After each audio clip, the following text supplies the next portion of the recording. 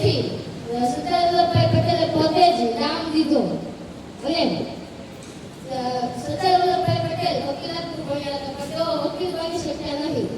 તેથી તેણે ગાંધીજી સાથે આઝાદીની લડત લડી અને સત્યાગ્રહ કર્યો. 12 માં સત્યાગ્રહ કર્યો જેમાં ખેડૂતોને મહેસૂલ માફ કરાવ્યો.